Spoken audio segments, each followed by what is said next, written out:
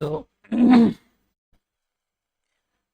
Question में कह रहा है कि uh two thin rigid rod AB, two thin rigid rod AB and CD, mass M, length L, mass 2M, length 12 are connected to make the T as shown in the figure. T बनाया हुआ है. The assemble is kept vertical on the frictionless horizontal surface, is restrained to fall sideways. What is the least value of F to be applied horizontally at B such that B is able to leave contact with the surface?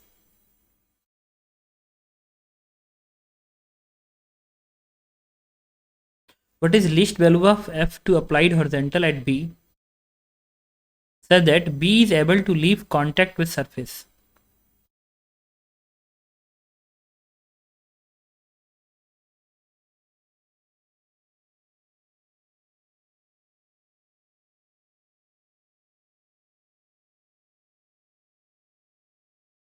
Question में ये कह रहा है कि यहाँ पे तुम force लगाओ, कांटेक्ट यहाँ से छूट जाए.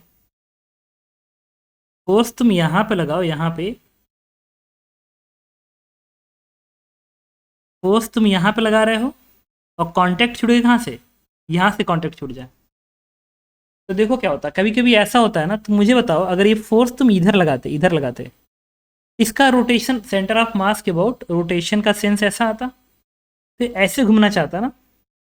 लेकिन अगर ये फोर्स यहाँ लगा के अगर इस फोर्स को तुम यहाँ पे लगाते तो ये कैसे घूमना चाहता, ऐसे कि ऐसे, ये बताओ. Anti clockwise. तब चांस है कि अगर ये एंटी क्लॉकवाइज घूमना शुरू कर दे तो चांस है कि यहाँ पे कांटेक्ट छूट जाए, बी पे छूट जाए. ठीक है. तो अब जब जिस वक्त ये कांटेक्ट छूट रहा होगा उस समय नॉर्मल रिएक्शन इस एज पे आ जाएगा, इस एज पे आ जाएगा. तो क्वेश्चन बन जाएगा इस तरीके से, नॉर्मल रिएक्शन यहाँ पे आ जाएगा. अब फोर्स तुमने यहाँ पे लगाया है. अब इस पूरे सिस्टम, और एक बात बताओ, ये जस्ट इक्विलिब्रियम पे है ना, तो हर पॉइंट के बाद टॉर्क बैलेंस होना चाहिए. इसका मास 2m है, तो वेट कैसे दिखाओगे, ऐसे दिखाओगे, दैट इज 2mg. और इसका वेट कहाँ लगेगा, यहाँ पे, दैट इज mg. गुड. और फ्रिक्शन फोर्स पीछे की ओर,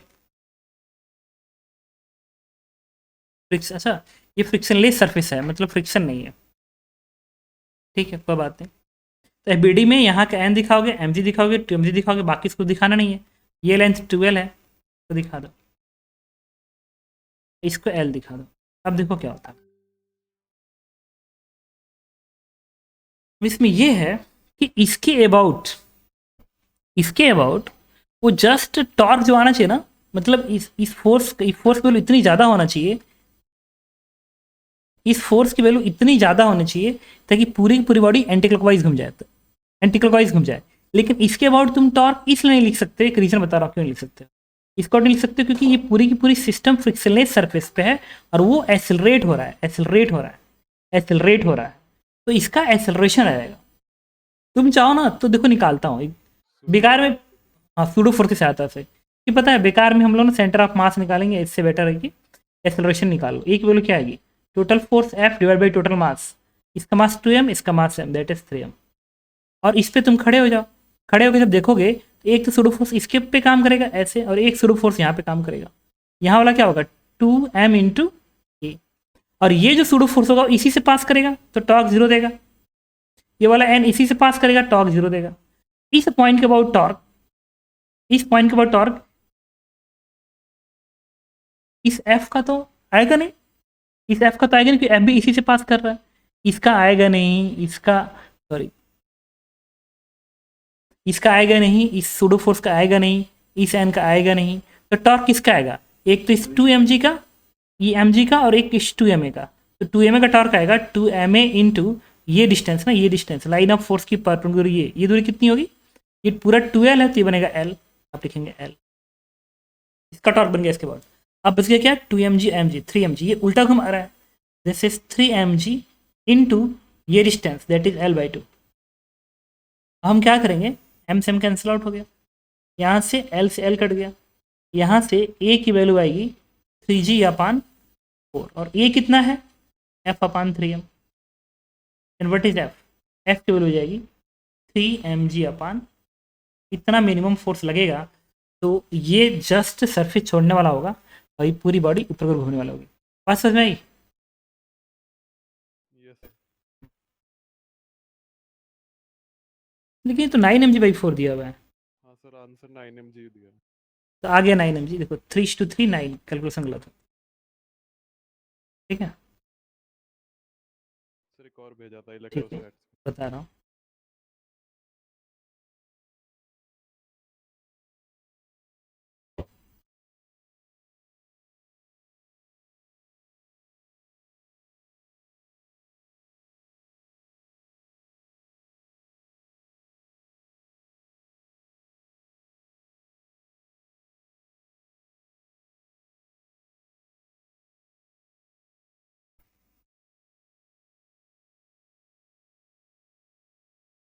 ये कह रहा है कि an infinite non conducting uniformly charged sheet has the whole of radius r.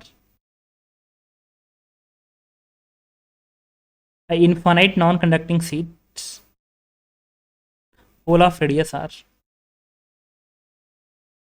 In it, the charge density is sigma. An electron is placed on the axis passing to the center of the hole and perpendicular to the plane of sheet at distance r from the center. ये तो इरोडो का question है शायद। Test में ही था। The speed with the electron reaches the center. Centre पे ये electron किस स्पीड से पहुंचेगा? कुछ नहीं, एक तो काम हमारा ये है, इन्फानाइट सीट है ना, इन्फानाइट सीट की वजह से हमारे पास पोटेंशियल का फॉर्मूला हम पढ़ते ही नहीं है। ठीक है, एक काम करते हैं, चलो एनर्जी कंजर्वेशन लगा दो। अच्छा ये बताओ, यहाँ का पोटेंशियल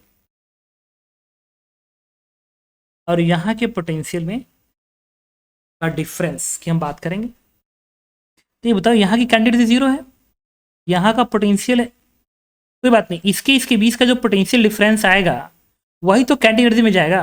क्यों? Yes sir. तो हमने क्या किया यहाँ पे,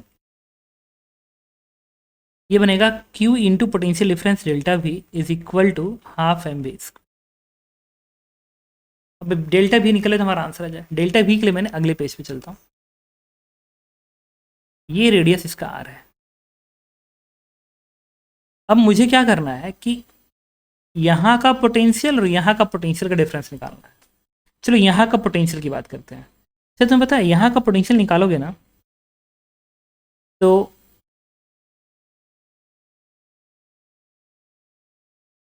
एक तो इलेक्ट्रिक फील्ड से हम चाहें तो कर सकते हैं, बट उसका मैं हेल्प नहीं लेना चाहता। डिस्क का पोटेंशियल फॉर्मूला में ऑलरेडी आता है। चलो एक बात बताओ मुझे, मैं इसमें एक कॉन्सेप्ट लगा रहा हूँ। मैंने मान लिया कि ये पूरा पूरा फील है, ये पूरा पूरा फील है, और उसमें मैं एक माइनस डिस्क। हाँ माइनस सीट एडअप करूँगा, माइनस सिग्मा चार्ज डेंसिटी का।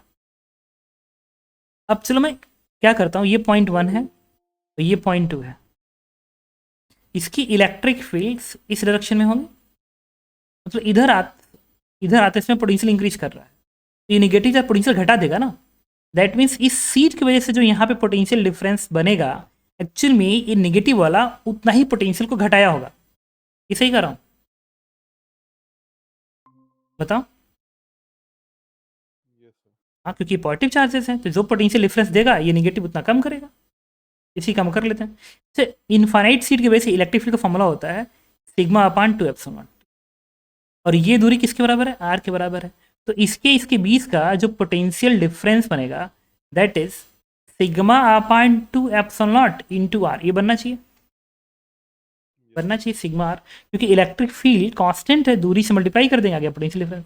इसमें से सब्ट्रैक्ट करना पड़ेगा कि इस डिस्क की वजह से ये जो डिस्क है वो इस पॉइंट और इस पॉइंट पे कितना पोटेंशियल दे रहा है, उसका डिफरेंस इससे निकालना पड़ेगा, क्योंकि वो इस कैविटी की वजह से इसमें इनकाउंटर नहीं हो रहा है। तो इसको डेल्टा V1 लिख लो। तो डेल्टा V2 को मैं क्या लिखूंगा? डेल्टा V2 जो ये डिस्क दे रहा होगा, ये डिस्क। अच्छा, डिस्क के वजह से पोटेंशियल का फॉर्मूला होता है सिग्मा/2 epsilon not √r² plus x minus, ये होता है ना, माइनस एक्स। अब देखो इस वाले पॉइंट के लिए एक्स की वैल्यू आर है तो यहाँ पे आर रख दो, यहाँ पे भी आर रख दो, तो ये R square R root two बनेगा, आर बाहर आ जाएगा तो बनेगा sigma are upon two epsilon not into root two minus one बनेगा। और ये अपने सेंटर पे कितना पोटेंशियल देगा, अपने सेंटर पे इसमें से तुम्हें घटाना पड़ेगा, एक्स जगह पे जीरो प्लेस करो, जब जीरो प्लेस करोगे यहाँ पे जीरो जीरो तो जीरो जीरो हो गया, ये सिर्फ आर बचा, that is sigma are upon two epsilon. इतना आ गया sigma are upon two epsilon. अब क्या करेंगे हम लोग, अब यहाँ से अब इतना ही पोटेंशियल यहाँ से हमको घटाना होगा, तो एक काम करो डेटा V2 निकालो, तो इसमें से कॉमन क्या आ रहा है, sigma are upon two epsilon not common आ रहा है, यहाँ पे रूट टू बनेगा माइनस वन माइनस वन, कायदे से इसका मैग्नीट्यूड निकाल लो, मैग्नीट्यूड ये बनेगा, ये सही है ना। Hello, yes sir. अब मैग्नीट्यूड निकाल लिया।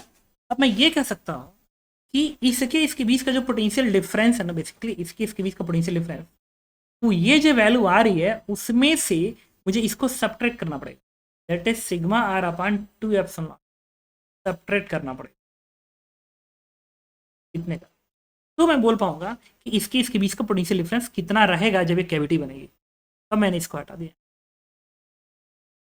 यहाँ से कॉमन आ जाएगा, sigma are upon two epsilon not common आ रहा है, यहाँ से बनेगा वन, यहाँ से बनेगा minus two, one minus minus बनेगा माइनस वन, और रूट टू ये रूट टू, ये बनेगा, देखो तो कैलकुलेशन ये बन गया, that is half m into, तो टू का टर्म टू से कैंसिल आउट, आंसर में तुम्हें रूट टू माइनस वन दिख, बात समझ में आई? Yes sir. और कोई डाउट है? हाँ सर, एक और